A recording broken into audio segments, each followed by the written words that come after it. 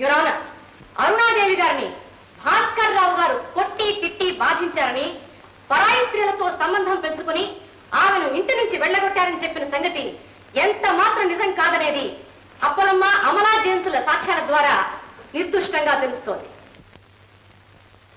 Your honour, ఇవన్నీ కుంటి సాకులు, దూరాన్వయాలు. వాది అంత సత్ప్రవర్తనా పరుడే అయితే, భార్యను హింసించని నీతివంతుడే అయితే, పరాయి స్త్రీని కన్నెత్తి చూడని శ్రీరామచంద్రుడే అయితే ఈ ఉత్తరం రాయాల్సిన అవసరం? ఈ ఉత్తరంలోని ప్రతి అక్షరం భాస్కర్ రావు గారు వ్రాసిందే. కానీ వారి మనస్ఫూర్తిగా వ్రాస్తే ఈ ఉత్తరంలో 4 సార్లు భాస్కర్ రావు అని సంతకాలు చేయాల్సిన అవసరం లేదు. ముందు స్నేహాలని వ్రాసి దాన్ని కొట్టివేసి మళ్ళా చెడు స్నేహాలని వ్రాయరు. దీన్ని బట్టి అరుణాదేవి, ఆమె బంధువులు భాస్కర్ రావు గారి నుండి విడిపోవాలని ముందుగా నిశ్చయించుకుని ఆయన చేత బలవంతంగా ఈ ఉత్తరాన్ని రాయించుకున్నారన్నది రుజువవుతోంది. ఇది ఆలోచించకుండా తన జీవితాన్ని తను బలి చేసుకుంటూ పిల్లల భవిష్యత్తును బలిపీఠం మీద నిలబెట్టింది అరుణాదేవి.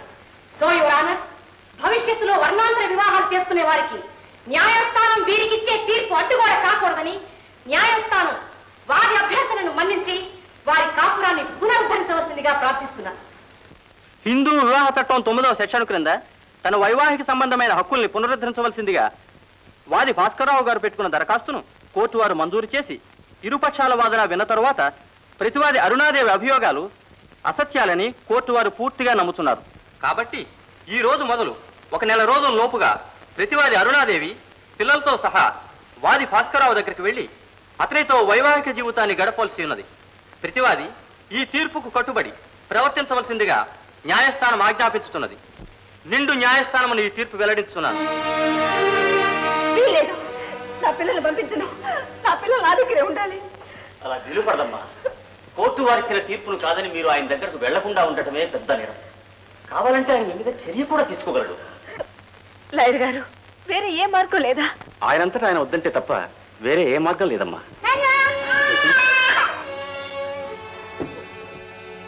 బాబు రండి సార్, కూర్చోండి. సారీ భాస్కరరావు గారు. మీరేం చెప్పబోతున్నారో నాకు తెలుసండి. అయినా ఎంత గొడవ జరిగాక ఆమె ఇక్కడికి ఎలా వస్తుంది, నాతో ఎలా కాపురం చేస్తుంది? అదంతా నా దురదృష్టం. కానివ్వండి. వస్తానండి. మంచిదండి, చాలా థ్యాంక్స్ అండి.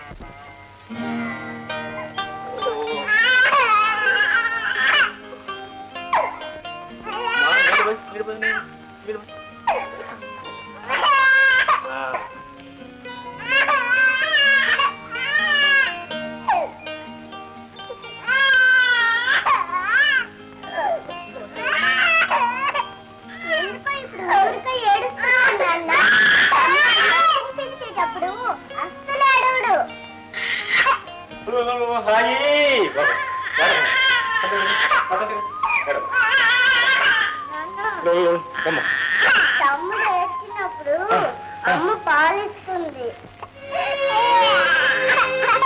అమ్మా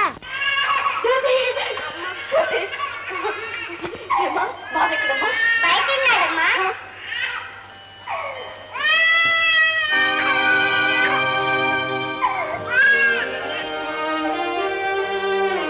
కావాలని తీసుకెళ్లారుగా, తీసుకొచ్చేసారా? వాళ్ళే వచ్చేసారు. ఇప్పటికైనా అర్థమైందా? పిల్లలకు కావాల్సింది తల్లేనని. కానీ ఆ తల్లి కూడా పిల్లల్ని కావాలనుకుంటుందని, ఆ పిల్లల కోసమని తన ఇంటికి వస్తుందని పిల్లల్ని తీసుకువెళ్ళాను. కానీ నువ్వు మారవని తెలుసుకున్నాను. తల్లి నుంచి కన్న బిడ్డల్ని వేరు చేసేటంత రాక్షసుని కాదు. బిడ్డల్ని నీ దగ్గరే ఉంచుకో. అరుణ, నేను కోర్టులో నెక్కిన జీవితంలో మాత్రం నీతో ఓడిపోయి వెళ్ళిపోతున్నాను. ఎక్కడికి వెళ్ళినా ఎలా ఉన్నా నీ విషయంలోనూ పిల్లల విషయంలోనూ నేను ఉన్నాను మాత్రం మర్చిపోవద్దు. వస్తా. వద్దమ్మా, మీ అమ్మ ఎప్పుడు తీసుకొస్తే అప్పుడే రండి. వెళ్ళి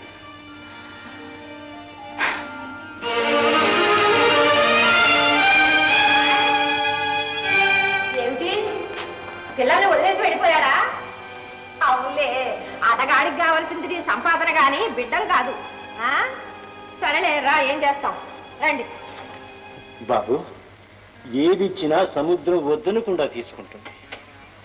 ఆ తరువాత దేన్ని తల్లో ఉంచుకోకుండా బయటకు విసిరేస్తుంది. ఎవరు కల్పించినా కష్టాలు సుఖాలు ఒక చేత్తో స్వీకరించడం, మరొక చేత్తో వదిలేయడం మంచిది. లేకపోతే గతం మన ముందుంటుంది కానీ మనం ముందుకు పోలేదు. భాస్కరుడు దూరమైన కొద్దీ చీకటి దగ్గరవుతుంది.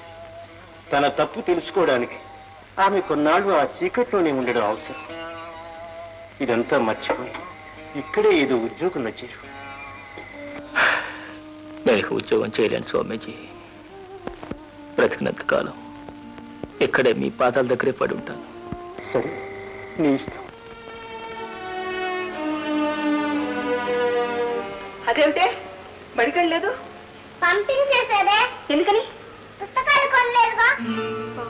సరే, జీతం దాన్ని కొనిస్తాను. అమ్మాయి, బియ్యం అయిపోయినాయి అమ్మా. సరుకులు కూడా పూర్తిగా నిండుకున్నాయి. జీతం రావాలిగా. ఎందుకే అంత కోపం?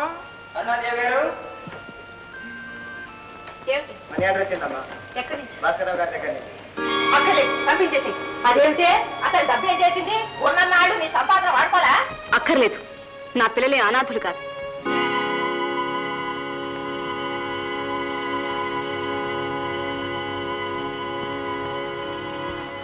సాయంకాలం అమ్మాయికి సీమంతం చేస్తున్నాం. తప్పకుండా పేరెంటానికి రండి. సరే, ఒకళ్ళని ఎప్పుడు తీసుకొచ్చారు పిన్ని గారు? పెద్దవాళ్ళు 4 వస్తున్నారు, మీరు మాత్రమే రండి. అదేమిటే మీరు మాత్రమే రండి అంటుంది, అమ్మాయిని పిలవలేదు? బాగుంది, మనం చెడ్డామని అందరూ చెడ్డారా ఏమిటి? ఇంకా నయ్యం, మా నల్ల కూడా వెలివేయలేదు.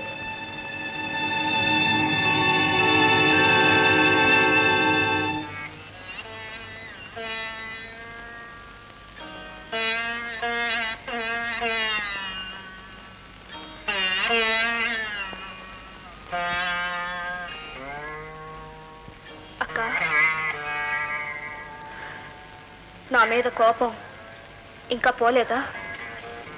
నా బ్రతుకు మీదే నాకు కోపంగా ఉందమ్మా. ఇప్పుడు బాధపడి ప్రయోజనం ఏమిటక్క? నేనేం బాధపడలేదు, బాగానే ఉన్నాను. అలా అనుకోకపోతే తృప్తి ఉండదు, బ్రతకలేం. అక్క, నువ్వు ఇలాగే ఇంట్లో కూర్చుంటే కొన్నాళ్ళకి పిచ్చి కూడా పడుతుంది. కూర్చోక ఎక్కడికి వెళ్ళమంటావు? ఎవరు దేనికి పిలవనప్పుడు పిలిచిన వాళ్ళ దగ్గరికి రావు, పిలవని వాళ్ళని పిలవలేదంటావు. అసలు ఇప్పుడు నిన్ను పిలవడానికే వచ్చాను. ఈరోజు శ్రావణ శుక్రవారం కదా, సాయంకాలం తప్పకుండా పేరెంటానికి రావాలి. శ్రావణ శుక్రవారం విక్టోరియా కూడా చేస్తుందా? వాళ్లే చేయమని బలవంత పెట్టారు. అవునక్క, వాళ్ళకి లేని అలవాట్లు మనకు ఎందుకు లేని ఊరుకున్నారు. కాళ్ళ దగ్గర పెట్టక్క. ఆయన ఊరుకోరుగా, వీళ్ళందరితో చెప్పారు. మీ పండగ ఏమిటి, మా పండగ ఏమిటి, అన్ని మన పండగలేని వాళ్లే ఏర్పాటు చేశారు. వదిన, అమ్మ ఎవరికో డబ్బు ఇవ్వాలంట, 100 రూపాయలు ఇవ్వండి. పెత్తనం అంతా నీదేనా? బాధ్యత నాది. ఎంత పెద్దదాని అయిపోయావు అమలా. లేదక్క, వాళ్లే చేశారు. అమలా, ఏమనుకోనంటే ఒక్క మాట అడుగుతాను. అడగక. ఇలా నోములు వ్రతాలు చేసుకునేప్పుడైనా మడి అంటూ లేకపోతే ఎలా? మడి అంటూ ఏమిటక్క ఇంకా నీ చాదస్తాం? వాళ్లలో లేని శుచి శుభ్రత మనలో ఉన్నాయటవా? కడుపు నిండా కుళ్ళు పెట్టుకుని మడి కోసం స్నానం చేసి తడిబట్టలతో కనిపిస్తే ఏమిటక్క ప్రయోజనం? ఎవరి కోసం ఇదంతా? మరైతే బొట్టు పువ్వులు పెట్టుకుంటున్నావు, ఆయనకి ఇష్టమేనా? పెళ్లి చేసుకున్నంత మాత్రాన్ని ఎవరి ఇష్టాలకో మారిపోవాలా? ఆయన పద్ధతులు నన్ను గాని, నా పద్ధతులు ఆయన గాని బాధ పెట్టడం లేదే. ఒకవేళ ఆయన తనకి ఇష్టం లేదంటే ఏం చేస్తా? మానేస్తాను. ఆయన మనసుకి ఇష్టం లేని పని చేసి నేనేం సుఖపడతాను చెప్పు? మడి అంటూ ఏమిటక్క ఇంకా నీ చాదస్తావు? వాళ్ళలో లేని శుచి శుభ్రత మనలో ఉన్నాయంటావా? కడుపు నిండా కుళ్ళు పెట్టుకుని మడి కోసం స్నానం చేసి తడిబట్టలతో కనిపిస్తే ఏమిటక్క ప్రయోజనం? ఎవరి కోసం ఇదంతా?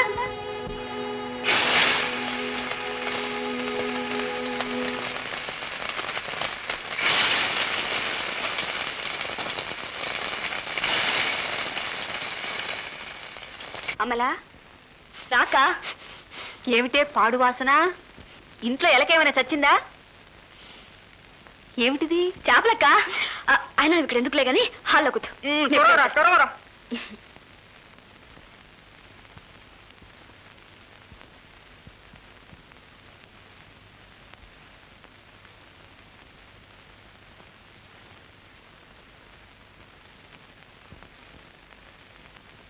తీసుకో.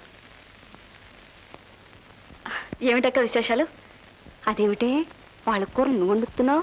వాళ్ళ మనిషి నేనప్పుడు వాళ్ళ పనులు కూడా చేయాలిగా. అంటే తినడం కూడానా? అవసరమైతే. ఇంకా అవసరం రాలేదనుకో. ఇష్టం లేని పని ఎలా చేయగలివే? ఇందులో ఇష్టమే ఉందక్క. వాళ్ళకు రోజు నీచు తినడం అలవాటు. నా ఒక్కదాని కోసం ఎన్నో ఏళ్లుగా వాళ్ళకున్న అలవాట్లు మానమనడం ఏం బాగుంటుంది చెప్పు? వాళ్ళ పద్ధతులు నన్ను ఇబ్బంది పెట్టినప్పుడు నా ఆచారాలు వాళ్ళని ఎందుకు ఇబ్బంది పెట్టాలి? అందుకని ఎవరికీ చెప్పకుండా వాళ్ళ పిన్ని గారింటికి వెళ్ళి ఎలా ఉండాలో నేర్చుకోవచ్చా. హలో వదిన గారు, బాగున్నారా? ఏమిటి ఎప్పుడో ఎక్కడో ఈ వాసన నా ముక్కుకు తగిలినట్టుగా ఉంది? చేపలు. వాట్ చేపలు? ఇంట్లో ఉండద్దంటే మా అమ్మ ఎందుకు వండింది? అమ్మా! మీ అమ్మగారు కాదు, నేనే. నువ్వా? అమ్మనా? What is this? చేపలు నువ్వు ఉండడమా? పులుసా వేపుడా? రెండోని. ఎలా ఉండేవు? తర్వాత ఇదేమిటి? ఇది ఇది అది ఏమిటండి? అదే అంటే నేను చూడకూడదా? చూడకూడదని కాదు, పాపం ఇందులో మాంసం ఉంది. హోటల్ నుంచా? అవును, నాలుగుకి కారం తగిలి చాలా రోజులైంది, అందుకని. మీరు పదండి, నేను వచ్చి వడ్డిస్తా. నిజంగా తెస్తావుగా? చూసావాక, ఇంట్లో మగవాళ్ళకి ఏదైనా చిన్న లోపం జరిగేసరికి బజార్ని పడతారు. ఇంట్లో పొందలేదేదో బయట పొందడానికి ప్రయత్నిస్తారు.